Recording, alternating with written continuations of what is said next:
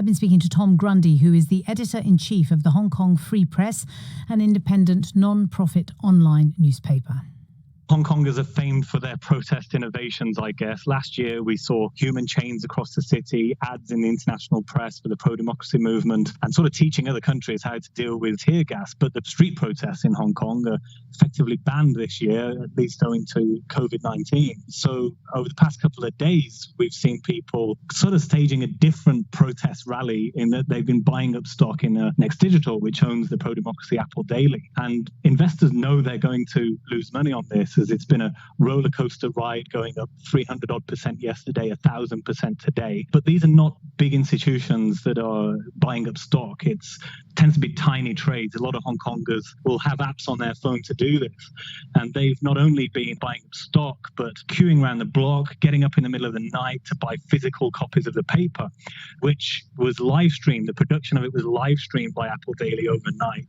And they ended up printing hundreds of thousands more copies, 500,000 indeed, to meet the demand. Is this, in your view, a viable way to support independent news publications in Hong Kong, particularly of the kind that Beijing might not approve of?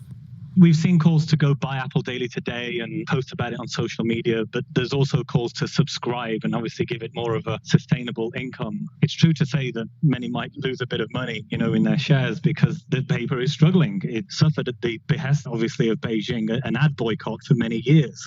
A lot of pressure on advertisers not to hand over money to what is really the only pro-democracy title left in print in the city. But for a lot of Hong Kongers, as some activists have said, they would buy it if it was blank, if it was a series of blank sheets of paper. It's seen as a civic duty for many Democrats, activists, for regular Hong Kongers to support that paper in a media landscape that's completely dominated by pro-Beijing, pro-establishment titles. And when you look at the consumer market as a whole, people talk about the need for stability in Hong Kong. That's how businessmen will talk about it. Is there a way in which you can assess the way in which the consumer market has been affected by the protest movement?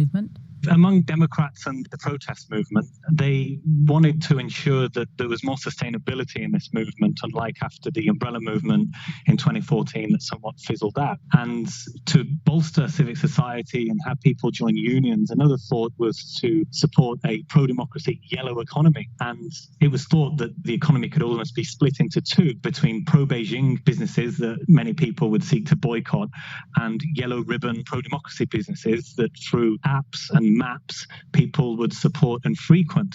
And indeed, it has worked to some degree, but certainly a lot of these establishments have been taking down their placards since the security law came in. And COVID-19 on top of that has caused a lot of these smaller businesses to struggle too.